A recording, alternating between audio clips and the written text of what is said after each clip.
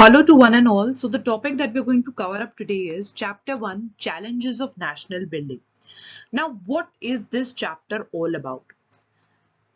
If I talk about the time period of 1947 and go back to the history and look at the first decade of independence, it was full of turmoil, right? Lot of challenges that the country faced. After independence, the journey was not at all easy, nor for us, nor for the neighboring countries too, right, who got independent from the Britishers. Now, if I look at this story that we're going to cover up in this chapter, we will begin the story of politics in India since independence, okay, by looking at how these challenges of nation building were successfully attempted. They were negotiated by the leaders of the country, okay, in the first decade of 1947, okay. We will talk about partition that happened, and with partition there was a large scale violence that erupted, displacement, and that challenged that very idea of secular India. How then we will move forward to the period of 1953 when the State Reorganization Commission was established, how the things started molding up, what was the basis of division of these states. Everything we are going to cover up in today's class.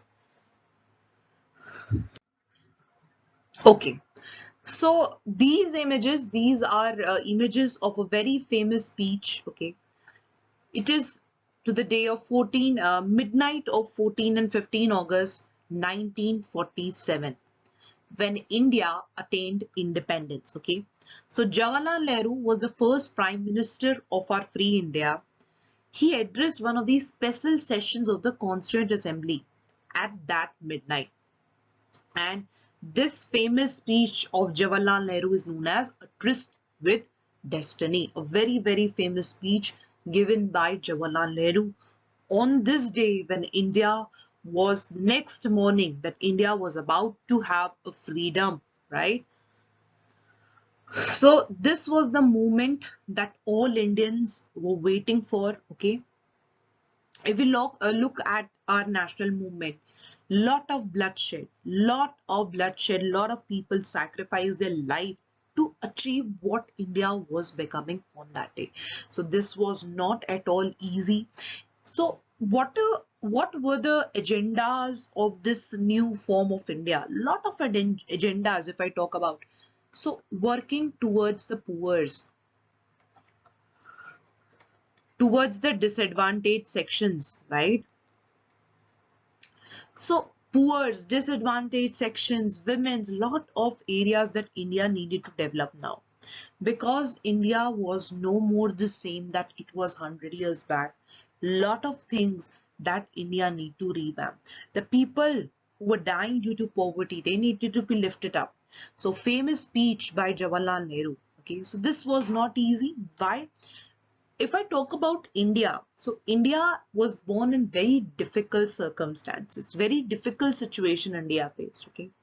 So no other country in the world has born in such kind of situation. It is very, very difficult. So 1947, when India got independence, that freedom was not easy.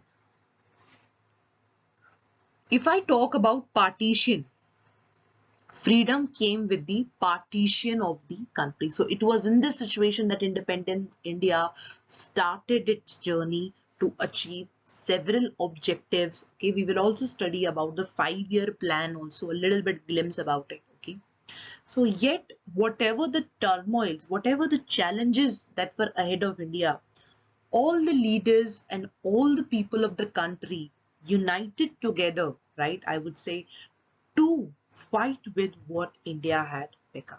Okay, so Prime Minister Jawaharlal Nehru, this is an image from speaking from Red Fort, 15 August 1947. Okay. If I talk about the year of 1947, right? So what was the year like 1947? Starting from January till August, India was to get independence quite early, but due to some circumstances, right?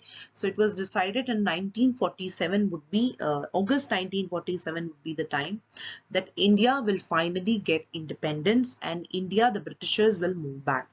So if I talk about the reasons, right, that Britishers went back, right? Basically, there were many other reasons apart from that. They were facing a lot of challenges in India. World War II, right? So World War II was one of the reasons that Britain, lost a lot of its resources, and Britain wanted to focus now on themselves. So a lot of reasons behind it, but we are now looking towards the year of 1947 if I talk about unprecedented violence and trauma displacement. There are several movies, if you watch, they are based on this, right? That how there was bloodshedding when partition happened, right? Partition was never acceptable. We will see that how India was divided. So Pakistan, then your West Bengal, the East and West Pakistan division. So people in India, many of them, majority of them didn't appreciate this partition, right? There was a lot of harmony, and there was a lot of, I would say, consistent peace among the people. But things were, made in such a way that this partition happened. If I talk about the history, the creation of history that was Britishers did, what they did was, surprisingly, they divided history on the basis of one, the period that was ruled by Hindus, the other period that was ruled by Muslims, and the other Muslims over here, Mughals and others, and the period ruled by the English. Even the division of history was done because Britishers, they wanted a divide and rule policy, right? Even before Britishers came in India, a lot of things were happening. Okay, there was still harmony. But what happened was, so this partition brought with itself lot of violence and bloodshed. So bodies from here, India going to Pakistan, but from Pakistan, bodies coming loaded in trains. And lot of people, if you look at anybody to nearby, just ask them that what you face during this time of partition. No shelter, no food. Okay, lot of people being displaced from Pakistan entering India, lot of people from India moving to Pakistan. Okay, so they left their land, they left back their homes. There was a lot of bloodshed. Children were displaced in this. So not easy for India though. Okay, so there were also certain challenges now ahead of India. Was it that easy? We could see that situations are not at all fine, right? Was it that easy to overcome what India had faced? So the question arises, why Nehru wanted a secular India? Nehru wanted a secular India because Nehru didn't wanted a country based solely on one particular religion. Nehru advocated that country should be based among peace and harmony among the people. India, if I talk about, India is a country, okay, with different people living in different areas with different diversity, following different religion practice. What was that? We will study. Like Jinnah, he went for the two nation theory. On the other hand, Nehru wanted a secular India. What is the meaning of this term secular? Secularity, if I talk about, secularity means where in country you are free to propagate, you are free to practice, you are free to profess any type of particular religion. Okay. In India, if I talk about, I have Hindus also living here. Within Hindus, there are several castes, right? There are Jats, there are Yadavs, there are Gujars, okay, and within Hindus, you will also have, a community such as Pandits, lot of within Hindus. There are Muslims, within Muslims, Shias and Sunnis, Christians, Christians are there, within Christians also, lot of divisions are there. You have Jains, okay, Jain community living in India, Parsis are there, Buddhist religion, though they are less in number, but they are there. Secularity means when all these people belonging to different religion, belonging to different caste, belonging to different creed, they live together in harmony. Nehru didn't wanted to establish a country solely based on religion. If you look at the preamble of our preamble never speaks about that we the people of India follow a particular religion. No. We the people of India solemnly resolved, okay, like this way it starts, and it mentions country as secular in character. Anybody of any religion, any caste, any creed is welcome in the country. So that was the basic idea why Nehru wanted a secular India. With secularity, other ideas that were inspired from the French Revolution, equality, that India is going to be secular. India is also going to provide opportunity of equality, opportunity of justice, equality, liberty, right? Fraternity.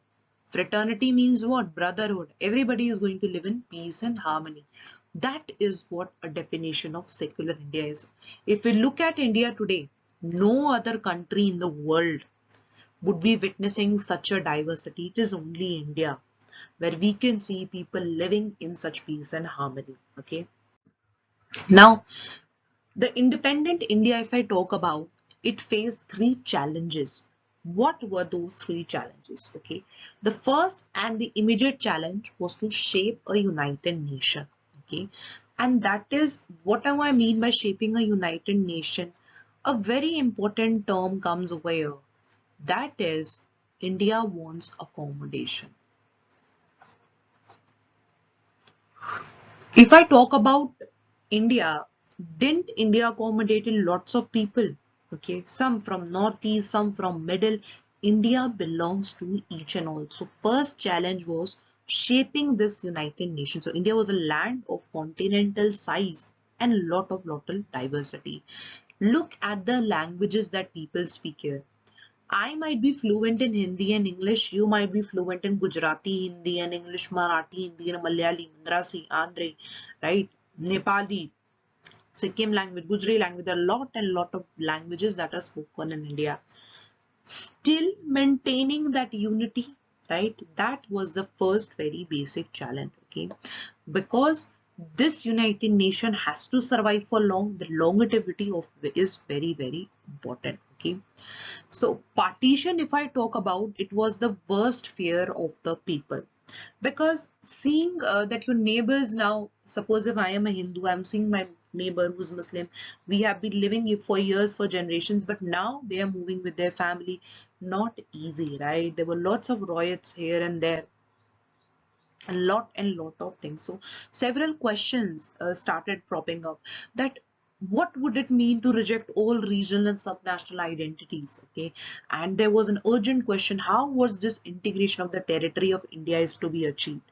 If we look at the division on the basis like the how India is divided now on the basis of state and union territories, it was not that way earlier. Things were very different at that time, right? And look at the situation now. So this was the first challenge. Second was to establish democracy. Now, if I want to define this word democracy, I will say democracy means a country where everybody has right to vote. They can live peacefully, but democracy has more meaning, right? That constitution has to grant fundamental rights to the citizens.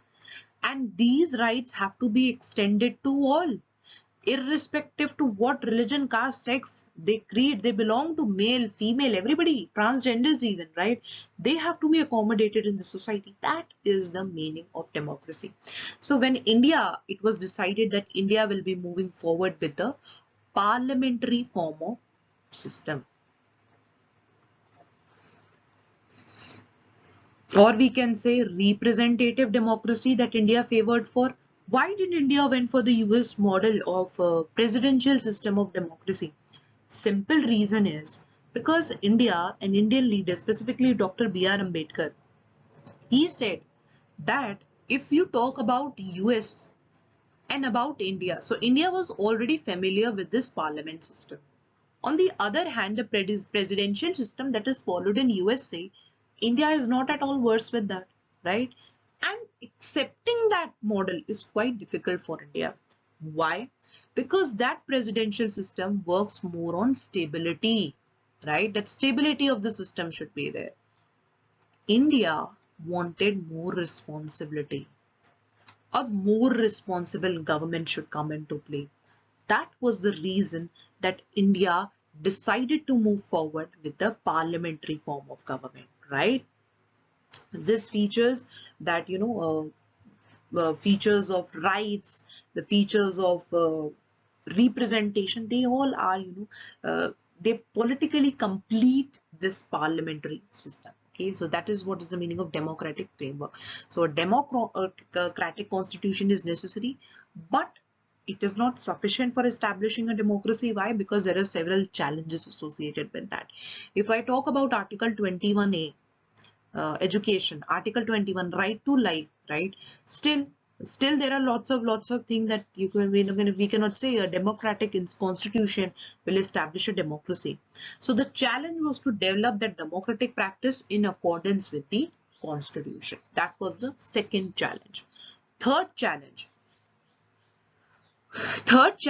was to ensure the development and well-being of the entire society and not only of some sections. Okay, so you will see that here also constitution laid down the principle of equality and special protection to the socially disadvantaged groups. Okay, that also included your religious and cultural communities. The constitution has also set up the directive principles of state policy, DPSPs, right? Directive principles of state policy. Uh, for some welfare goals that the democratic politics, the democratic government should try to achieve, like free legal aid and services to the disadvantaged section. Okay, so the real challenge that India was facing to evolve these effective policies, okay, for economic development and eradication of poverty. Now, how did India responded to these challenges? To what extent had India succeeded in, achieving this objective? This is the question, and we are going to start with this. Okay, so the complete book, if I talk about it, it's related to that only, and that we are going to cover up. So we will first focus on the challenges of nation building that India faced. Okay, and we will look at the events in the context of independence, how things happened, and how the unity that we talk about. Okay, unity actually reflects the aspirations of people, okay, across the different religions, and what kind of disparities there exist. So let us just, move forward after these three challenges. Talking about Muhammad Ali Jinnah, right? So Muhammad Ali Jinnah, when he gave his presidential address to the Constituent Assembly of Pakistan in Karachi on 11th August 1947, so he said in his famous speech that, Pakistan should begin to work in the spirit that, that is going to accommodate all the majorities and minority communities. Okay, that is Hindu and Muslim communities, because even as regard Muslims, you have Pathans in them.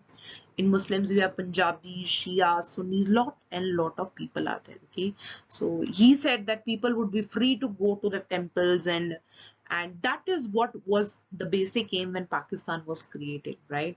But things never molded up in that way, because uh, Islam became a dominant religion of Pakistan, right? So if we look about and talk about Jawaharlal Nehru on 15th October 1947, in one of his letter to the chief ministers, okay, he said that Muslim minorities in our country, they are very large in number, okay, and even if we want, they cannot go anywhere else, because they have decided to be part of India. Okay, that they want to be part of India, they want to be part of the secular nation, rather than going into a nation that is dominated by a particular Islamic ideology. Okay, so that is why he talked about in his letter that we must give them security. The people in our country, in India, Muslims living in our country, they should be given that security. And all the rights that are available to all the citizens, these rights should also be given to the Muslim community. Okay, and this was the basic agenda that Nehru wanted to move forward with it, because Nehru never wanted India to be a country that is dominated by one particular religion, because he believed that more number of religions are there, then only we can live in unity. So the two nation theory, if we talk about, it was propounded by Muhammad Ali Jinnah to create a separate state for Muslims. Two nation theory is related to that.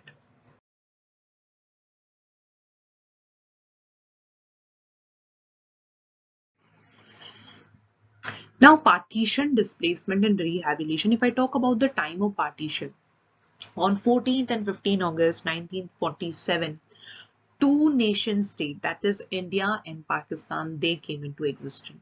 So lakhs of people from both the sides, they lost their homes, lives and properties and became victim of communal violence. If you look back, if you have watched that movie Milka Singh, it clearly shows that what were the situations. And not only Milka Singh, movie Gadar also portrays that time of partition. So much of killing, right?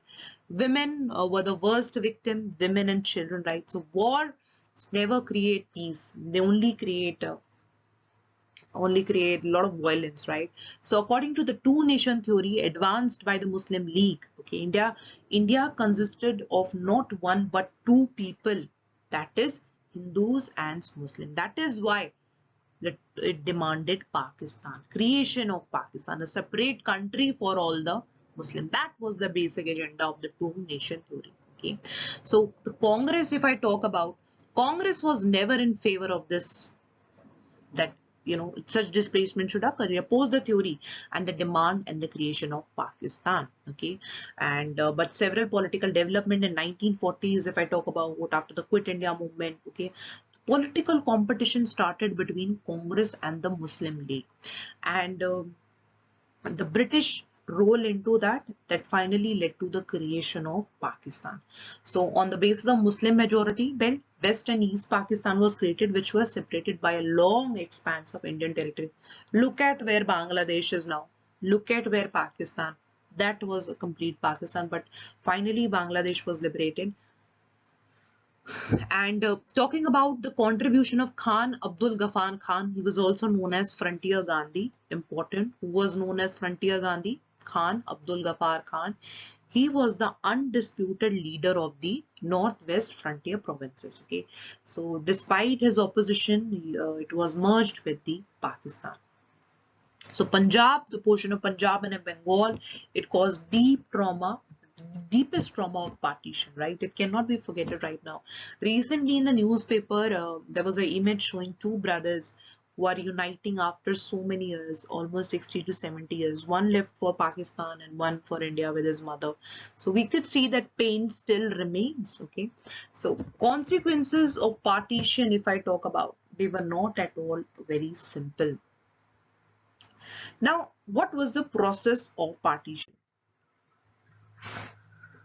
So, what was the process if I talk about? Okay, it was decided that India would be divided now into two countries. That is, one will be India and the other would be Pakistan. Okay, such a division was very painful, definitely, and it was very difficult to decide and implement how the border is going to be created. Okay, but lot of difficulties started, right? First of all, there was no single belt of Muslim majority areas in British India, and that made the situation all more difficult. So there were two areas of concentration. One was in the west and one was in the east, and that was created as Pakistan. Okay, Pakistan, it was decided, is going to comprise two territories, one in your west, another in your east. So Khan Abdul Ghaffar, the Frontier Gandhi, he was opposed to this two nation theory, that is creation of West and East Pakistan, but his voice was actually ignored, completely ignored, and it was finally decided that yes, a creation of two states will take it. Okay, and other problem that emerged was that two of the Muslim majority provinces of British India, okay, Punjab and Bengal, very important, they had a very large area. Okay, so how to divide this particular area according to the religious majority was very, very difficult. And the decision could not be made even till the midnight of 14 to 15 hours. Okay, Punjab complete area and Bengal. That was a very difficult issue. So it meant that a large number of people, even on the day of independence, they didn't know whether they were in India or they were in Pakistan. See, that was the turmoil. That was the situation that was created. Okay, and people were traumatized by this. Now, another problem of partition was problem of minorities. So, problem of minorities. On both sides, minorities were there. I cannot say that minorities were present only in, India. Minorities were present in Pakistan also. Okay, so lakhs of Hindus and Hindus and Sikhs in the area that were now in Pakistan, and an equally large number of Muslims on the Indian side of Punjab and Bengal found themselves trapped into a situation, right?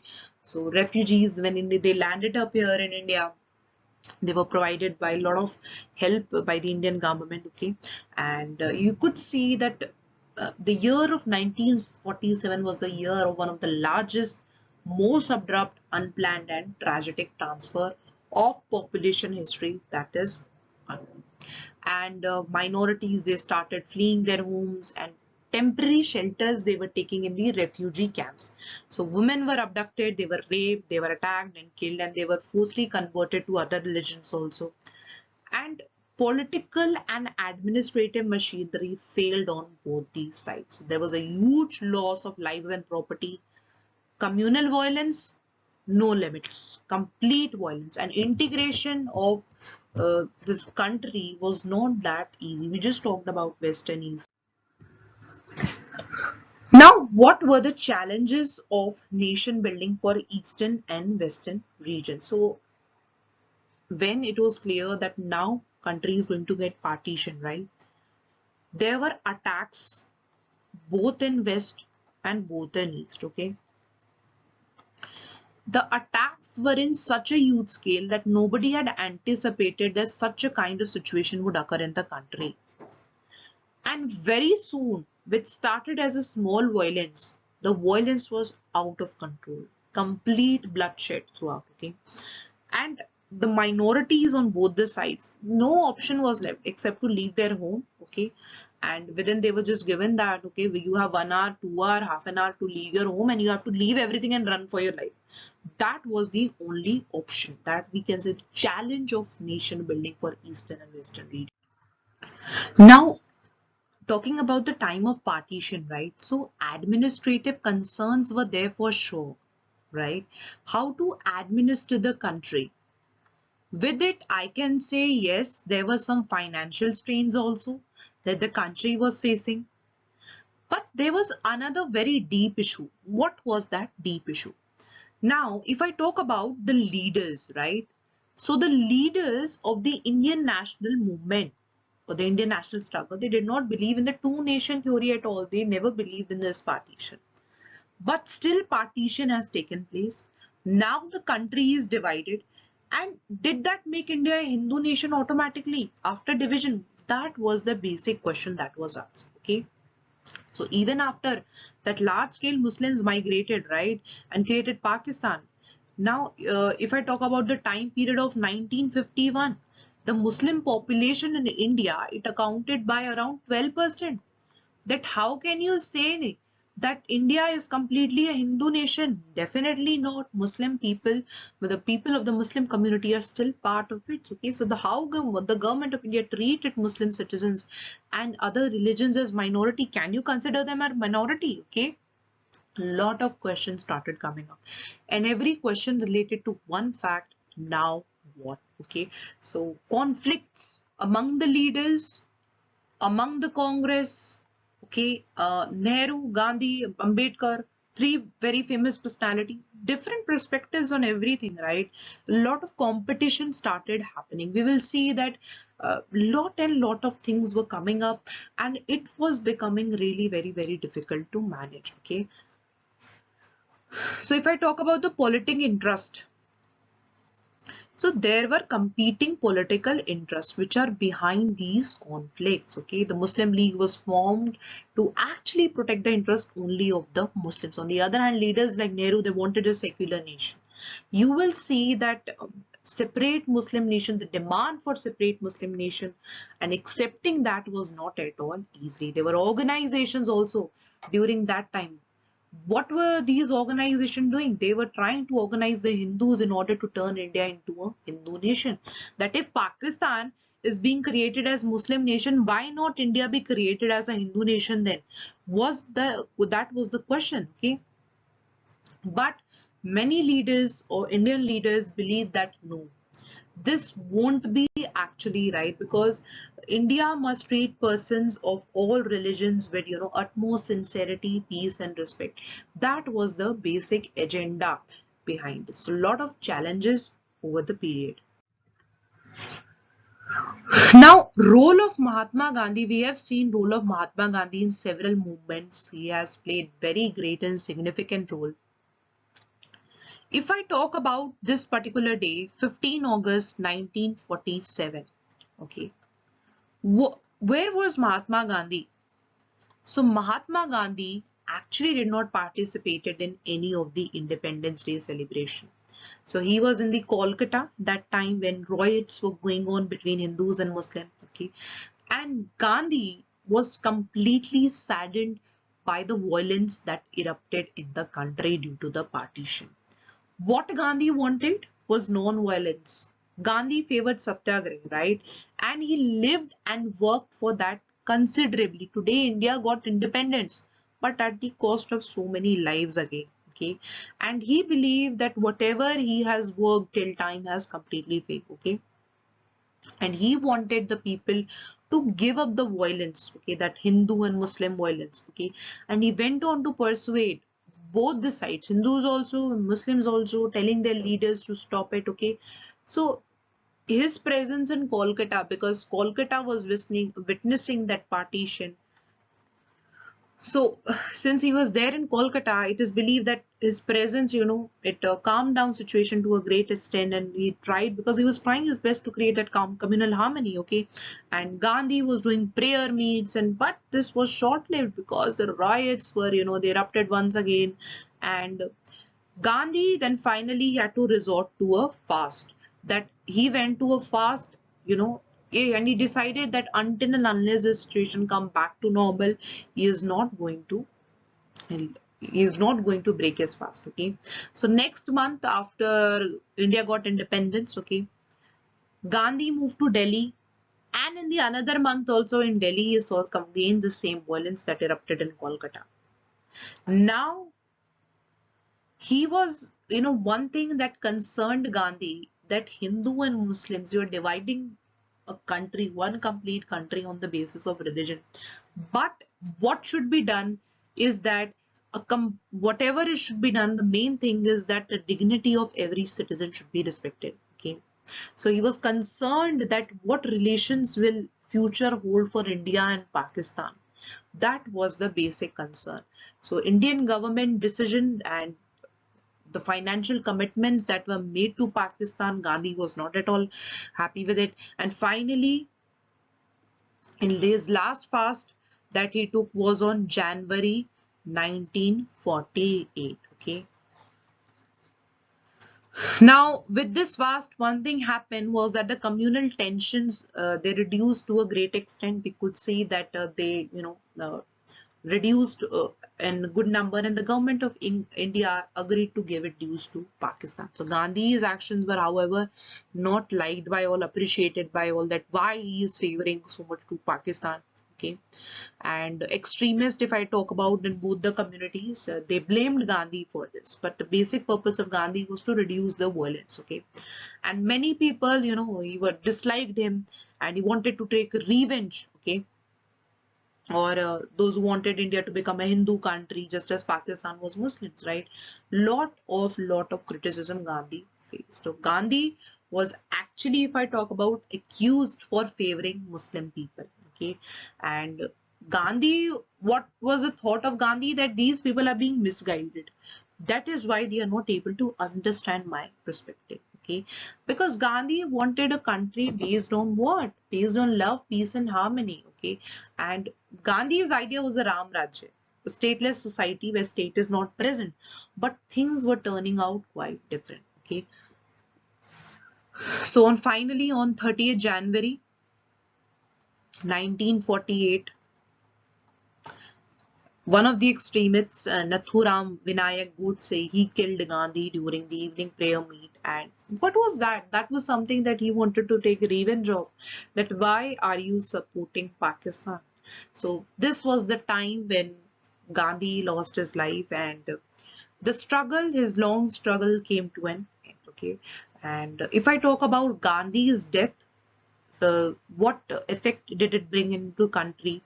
They say that a lot of magical effect on the communal situation in the country happened. Okay, and whatever anger, violence, rage that was happening, it completely subsided.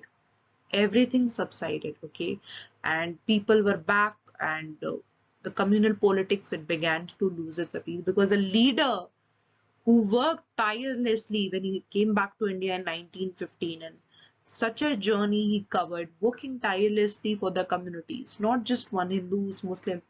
Gandhi's death not only affected Hindus, it affected every community, not just community of the world, because he was a man working tirelessly, telling people that what should be done is to live in peace and harmony. You are sons of same motherland, right? And you are being divided by the third person. That was the basic concern, and what future holds for India and Pakistan.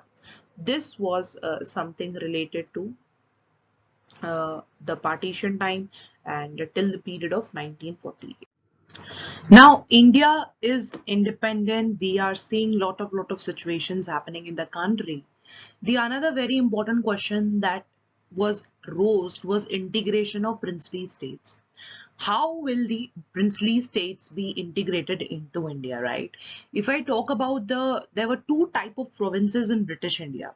The British India provinces that were directly under the control of the British government, and other was the princely states that was governed by the Indian princes. Okay, so there were, after independence, if I talk about, 565 princely states were there, and many of them joined Indian Union. Okay, so princely states covered around 1/3 of the land area of the British Indian Empire, and 1 out of 4 Indians lived under the princely rule. Now, what was the problem in integration? Okay, now just before independence, if I talk about, okay, it was announced by the Britishers that with the end of their rule over India, the paramountcy that was of the British crown over princely states is going to lapse, right? What is the meaning of this? That all these states, like 566 of all of them, would be legally independent after that. Okay, now these princely states, when they said independent, it means that either they can join India or either they can join Pakistan. That was the problem that was created. Okay, that was a very serious problem. What if any princely state in Tamil Nadu says we want to join Pakistan? Then it would be a problem, right? The problem started. First of all, if I talk about the ruler of Travancore announced that the state had decided on independence, and the Nizam of Hyderabad, right, he also made a similar announcement the next day. We're going to study about Hyderabad in detail. So rulers like Nawab of Bhopal, if I talk about them, okay, they were very averse to joining the Constituent Assembly, that we are not going to join Constituent Assembly. 565 princely states. Okay, very difficult. So response of the rulers of the princely state that was coming, that it was a possibility that India can further get divided into smaller countries. Within India, you can have smaller country. That was a very difficult situation to tackle, and we should, as Indians, appreciate the role of Sardar Patel in integrating the princely states. Okay. Now, what was the government's approach? Talking about Travancore, Hyderabad, Kashmir, and Manipur, they initially refused to join Indian Union for sure. Now, what the government did, the interim government took a firm stance against whatever was happening. Okay, they were not acceptable to the fact that India is going to be further divided. So, the Muslim League opposed the Indian National Congress and took the view that shades, let them be free, let them adopt what they want. Okay, so Sardar Patel was India's deputy prime minister at that time and home minister during that very important period, and he played a very historic role in integrating these states. Okay, he was very firm in his point of view, and he came forward with a plan that this should be done. So it was very complicated task, right? If we talk about, so there were 26 small states at that time. 26 small state in today's Orissa, if I talk about 20 small states in Orissa, and Surashastra region of Gujarat had 14 big states. Was it easy to integrate all of them, right? And 119 small states and numerous other administrations were present. So government's approach was guided by three considerations. What were the three considerations? Firstly, the people of most of the princely states, they want to be part of India, right? Not Pakistan. Secondly, the government was to be, decided that yes, we will be flexible in our approach. Okay. And the idea that being flexible was so that they can adopt a flexible approach also in dealing with these particular areas. Okay. Thirdly, the backdrop of partition, okay, which was brought into focus at that time, and the contest over demarcation of the territory, that how it is going to take place. Okay, so the consolidation of the territorial boundary, if I talk about, okay, this became all more important. So before 15 August 1947, things were negotiated, peaceful negotiation were happening. Okay, and new boundaries were being drawn. So the rulers of the most of the states, if I talk about, they signed a document called the Instrument of Accession. What is this Instrument of Accession? Very important from exam point of view. Instrument of Accession, right? Now this Instrument of Accession, which was signed, it meant that the state now agree to become part of the Union of India. That is the Instrument of Accession. Okay, and accession of the princely states of Junagadh, Hyderabad, One Kashmir and Manipur, okay, proved more difficult, more challenging compared to other states, right? We will discuss. If I talk about the issue of Junagadh, right? So in Junagadh was resolved after a plebiscite that was confirmed that now the people are ready to join India. So the then integrative government took a firm step against the possible division of India into smaller principles of different states. Okay, and the government approach, we just discussed the three consideration, and the people of most of the princely states, they clearly wanted to be part of Indian Union. So flexibility and so what is important from exam point of view is Instrument of Accession. What is the meaning of this Instrument of Accession? You can remember precisely, we will be studying about the other states which refused to join to be part of Union of India. That is very important. Let's talk about Hyderabad. If I talk about Hyderabad, so Hyderabad was the largest princely state, right? And this Hyderabad, if you look at the map, it was entirely surrounded by Indian territories. Okay. Now, some of the parts of Hyderabad, they are now actually part of Maharashtra, Karnataka and Andhra, three states. Okay. So the ruler of Hyderabad was given the title of Nizam. He was known as Nizam. And this Nizam was actually one of the richest man you will find in the world. And what this Nizam wanted was a independent state for Hyderabad.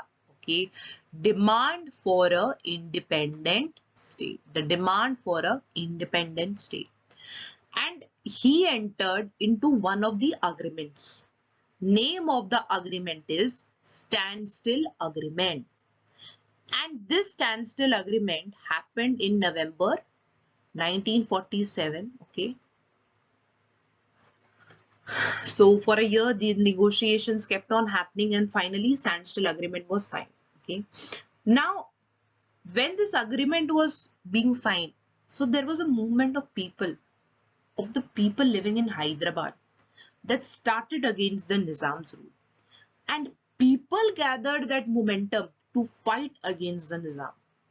This was the challenging point. This was the movement of change. The peasantry in the Telangana region, the farmer community, they were facing lot and lot of oppression from Nizam, right? They didn't wanted Nizam to continue forward with his rule. And they even joined this movement in large numbers. Complete revolt against Nizam. Okay, the communist and the Hyderabad Congress, if I talk about them, they were the forefront in the movement. Okay, leading the marches. And the Nizam, what he did, now Nizam, when he was being, protested by the people, what he did, he took a paramilitary force. That paramilitary force was called as Raskars. So this paramilitary force, Raskars, it was unleashed on the people, and we could see complete violence, bloodshed in the state of Hyderabad. Because they never thought, these Raskars, that whatever they are doing, whomever they thought, was coming in their way, he was killed. Because Hyderabad wanted to become independent. Murder, rape, looting, everything started, okay? It was in 1948 when situations were going out of control. Central government came into power. Central government now decided that Indian army is going to tackle the situation, okay? And after a few days of fighting, the Nizam finally surrendered, and this led to Hyderabad accession to India. This is how Hyderabad accession to India happened. Very, very important how Hyderabad annexation happened. Okay. Let's come to Manipur. Now, if I talk about Manipur, there was a ruler who was Maharaja of Manipur. Name of the ruler was Bodh Chandra Singh. And Bodh Chandra Singh, he signed the instrument accession with the Indian government on the assurance that was given to him that the eternal autonomy of Manipur will not be disturbed. So, under the pressure of the public opinion, the Maharaja, what he did, he went for elections. And these elections happened in the year 1948.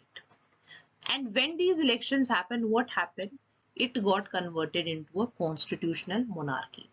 So, we can say that Manipur was the first part of India, first state of India to hold an election after independence, that too based on a system of adult franchise. Very, very important.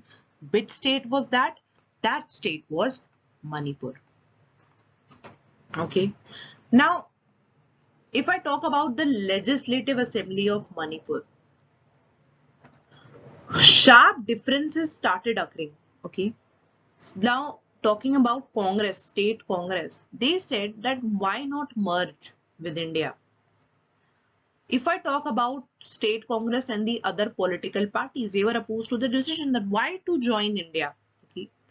Now, finally, the role of Government of India came into play, and Government of India finally persuaded the Maharaja to sign the merger agreement. And this merger agreement was signed in September 1949. September 1949 was the time period when this was finally signed. Okay. Now, when this agreement was signed, lot of anger we could see, okay, in Manipur, and still, if we look at the time period, the people are not satisfied, okay, due to some policies in northeastern region, right? So this was one of the problems that India faced. You can see the changes in India and Pakistan maps. So look at this particular map, 1947. This was what was Pakistan and India, right? And this is the other region, Bangladesh now. And now it is like this. Okay, so if you look at this particular region, we claim it to be complete Indian territory, but this is a region of XII and Pakistan occupied territory.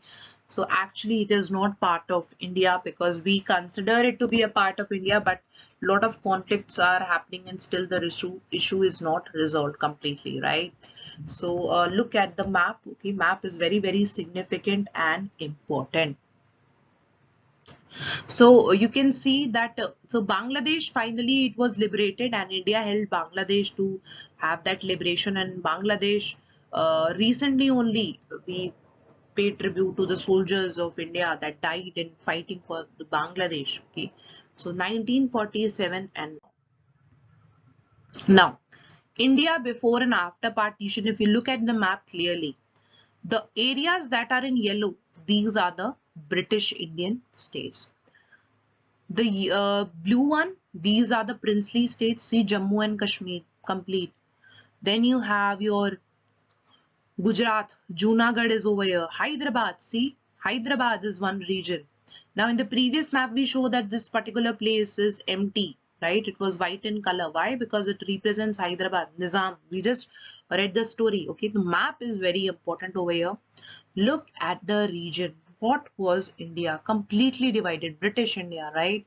And East Pakistan, later it became Bangladesh. Okay, this map is mentioned and is there in your NCRTs also. Okay, so you can refer for that also. And Andaman and Nicobar, it also included, it was part of British India only. So see the princely states. Okay, this region, Jammu and Kashmir, then you come to Gujarat and Gwalior, then your Hyderabad and your Mysore region. These are all princely states. So see how challenging was for India to have this these particular princely states to be part of India, because definitely challenges will be there. Some will agree to be part of India and some will not.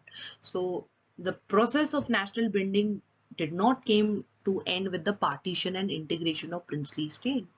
Now the challenge was to draw the internal boundaries. That how you are going to draw these internal boundaries.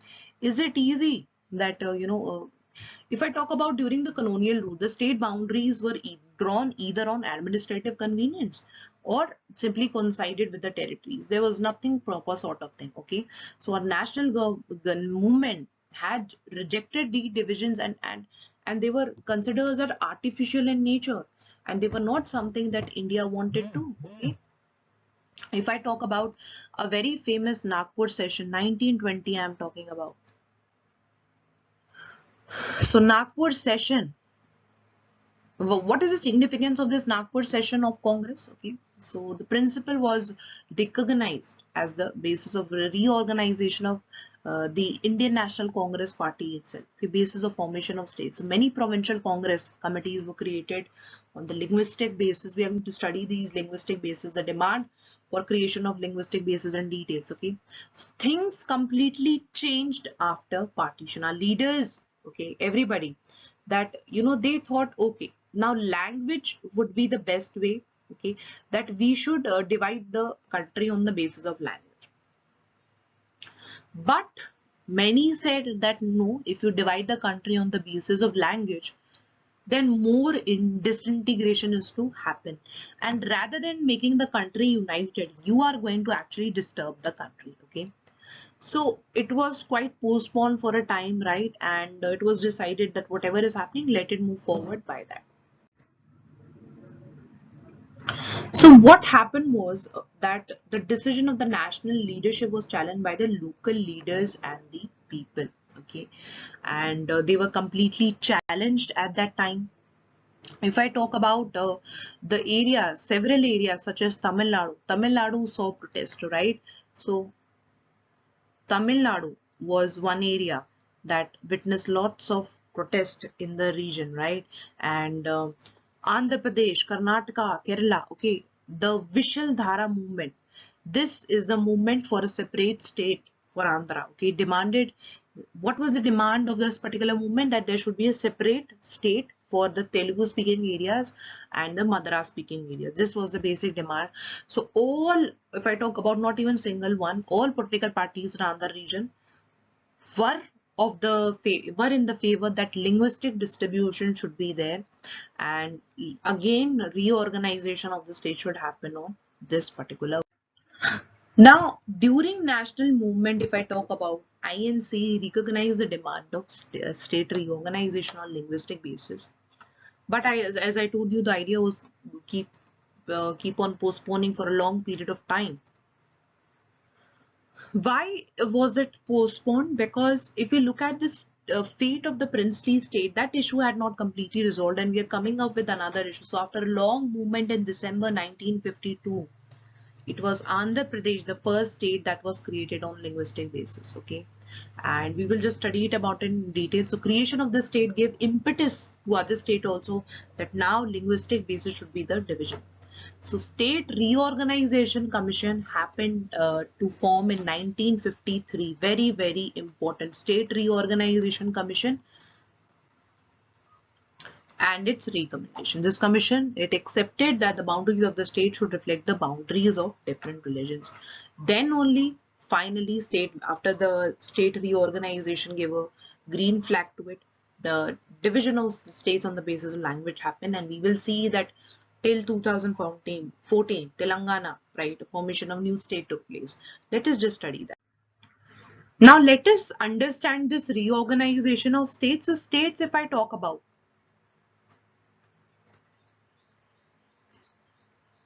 four divisions, A, B, C and D, right?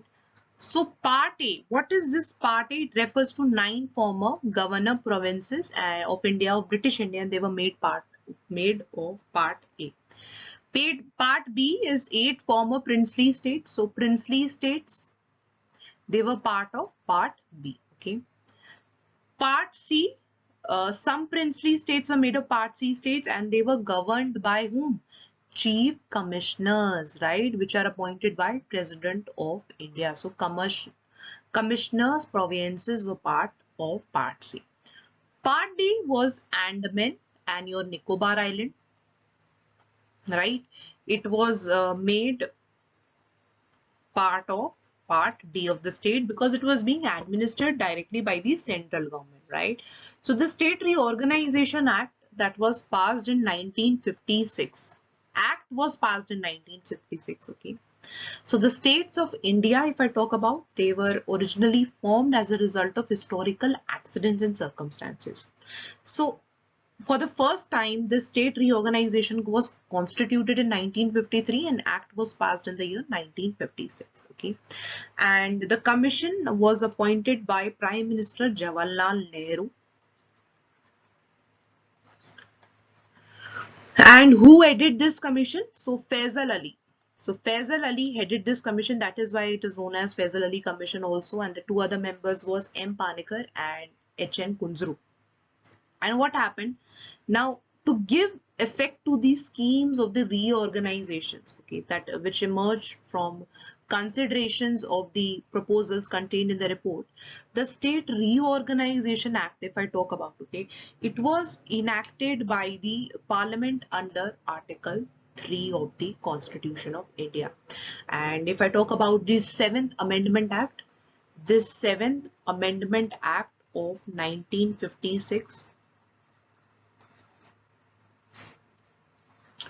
So what is this 7th Amendment Act related to? Implemented the scheme of states. Okay, so the scheme of states was implemented by these. So the new states were formed as a result of the reorganization of states in 1956. Okay, and they were Andhra Pradesh, Bombay, your Kerala, your Madras, Mysore, all these states were established. Okay, and this was a little history about reorganization of states. Now when we come forward to understand these reorganization of states, okay, so you will see that these commissions that were established, a very important significant thing that they came forward with was that in order to establish, right, these linguistic divisions, one thing should not be forgotten, the idea of secularity, the idea of independent India. That was something very, very important. Let us discuss the role of Sardar Vallabhbhai Patel in the integration of princely states. Okay, so we cannot forget the contribution of Sardar Vallabhbhai Patel. So Sardar Patel was India's first Home Minister and Deputy Prime Minister. And he played a very key role in the integration of about how many princely states? 565, right? And he integrated into the Indian Union.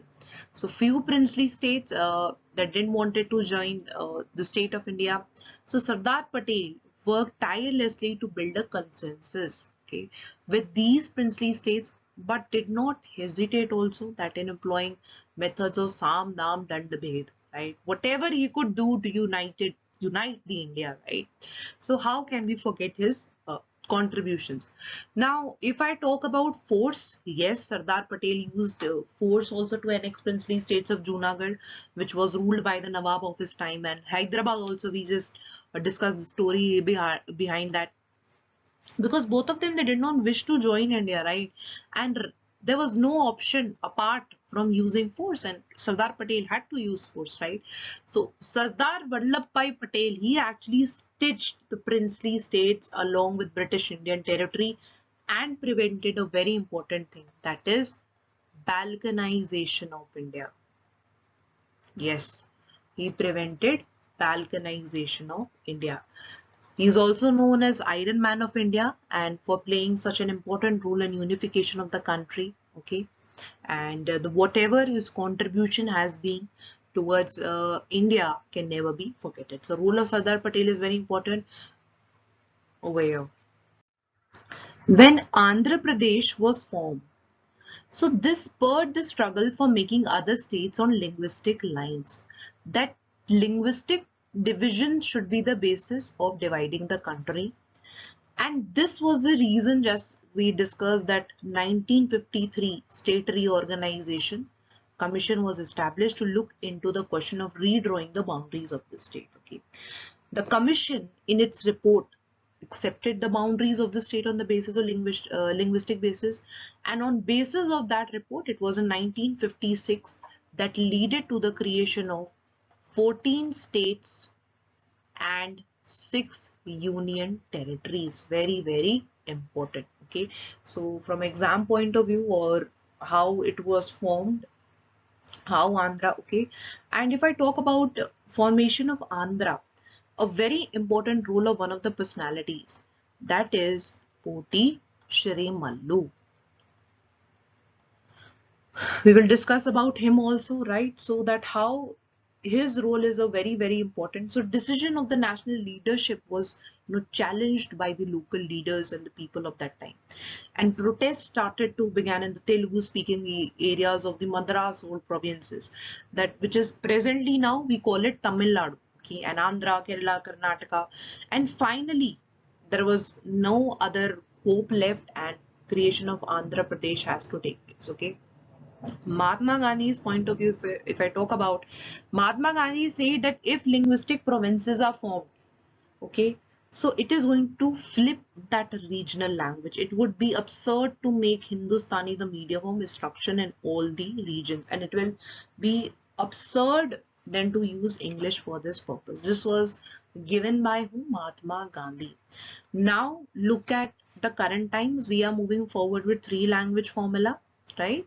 Three language formula. What is this three language formula? That students should be taught in their mother tongue, one English, and Hindi is actually not accepted by many of the southern states.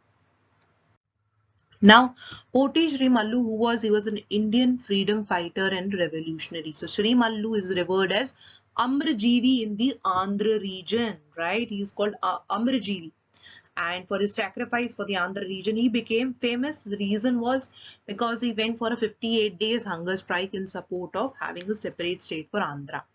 And in this protest, he died and he lost his life. Okay, so people in large numbers, took to the streets, and many were injured also when this protest was going on.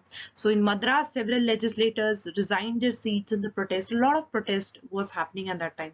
So finally, Prime Minister announced the formation of a separate Andhra state in the year 1950. 1952. Finally, when yes, Andhra came into play and the state of Andhra Pradesh was created. Okay, so Sri Mallu, if I talk about more about him, he was a Gandhian worker, right, and left government job to participate in the salt satyagraha. So he was an active participant in salt satyagraha, also participated in individual satyagraha. Individual satyagraha, okay, it's associated with Gandhi. Salt satyagraha also associated with Gandhi. Okay, and 1946 was the time that he went for a fast, demanding that temples in Madras, they should be open to Dalits also. This is also one of his contribution. We just not talk about the creation of Andhra state, and yes, undertook a fast on to death from 19th October 1952, and for the demand of the separate state of Andhra Pradesh, and he lost his life. Okay, so if I talk about the one of the most important early concerns in the that India was facing was the demand of separate states. Okay, and with that, if we talk about linguistic division, it is going to create problem. Now also, if we look at our country, right, go to we are generally divided on linguistic basis only, but here and there we can say that yes, no, the country is more of united. Okay, so above all, we can say that linguistic states, they underline the acceptance of principles of diversity, and India adopted a system of democracy over the time period, democratic constitution that we look forward for. Okay, so with this we end the chapter here. Thank you so much.